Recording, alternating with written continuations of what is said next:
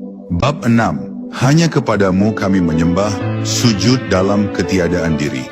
Ketika ayat Iyyaka na'budu meluncur dari bibir seorang hamba, itu bukan sekadar pengakuan verbal tentang ibadah.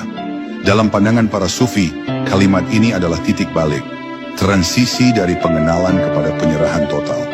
Ia adalah deklarasi kerinduan terdalam jiwa kepada Tuhannya, di mana penyembahan bukanlah aktivitas ritual semata, tetapi kehendak untuk melepaskan seluruh kemelekatan terhadap selain Allah. Hanya kepadamu kami menyembah, berarti tidak kepada hawa nafsu, tidak kepada dunia, tidak kepada ego, tidak kepada pujian atau ketakutan. Kalimat ini adalah seperti pedang yang mengiris segala bentuk kepura-puraan batin.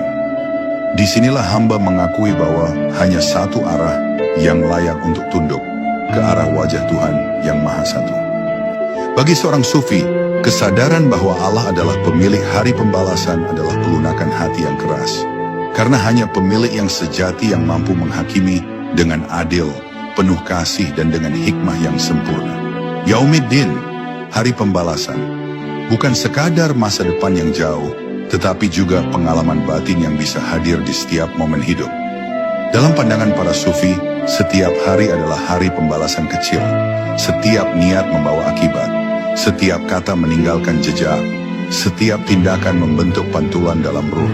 Maka seorang murid ruhani tidak menunggu akhir zaman untuk bertobat, untuk menilai diri, atau untuk memperbaiki hatinya.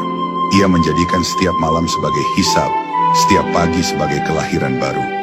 Kesadaran akan hari pembalasan bukan membuatnya takut, tapi membuatnya lembut. Ia tidak menilai orang lain, karena ia sibuk menilai dirinya sendiri.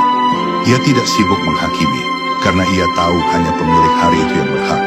Dan bila hari itu kelak benar-benar tiba, maka bagi mereka yang telah menyucikan jiwanya, hari itu bukanlah hari ketakutan, melainkan hari perjumpaan.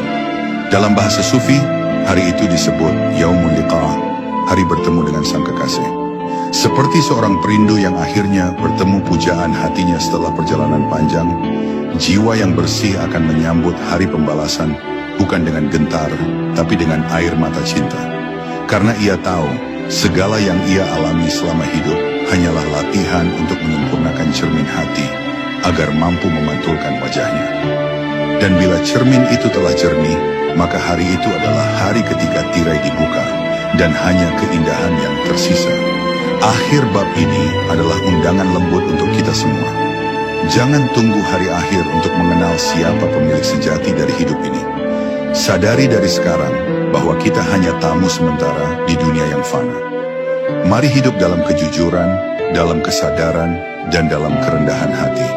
Karena setiap detik adalah kesempatan untuk mendekat, untuk memperbaiki, untuk menyucikan diri. Dan bila waktu kita tiba, semoga kita bukan termasuk yang ketakutan, tapi yang tersenyum, karena kita tahu bahwa kita akan kembali ke pelukan Sang Pemilik, yang pengadilannya adalah cinta dan keadilannya adalah rahmat.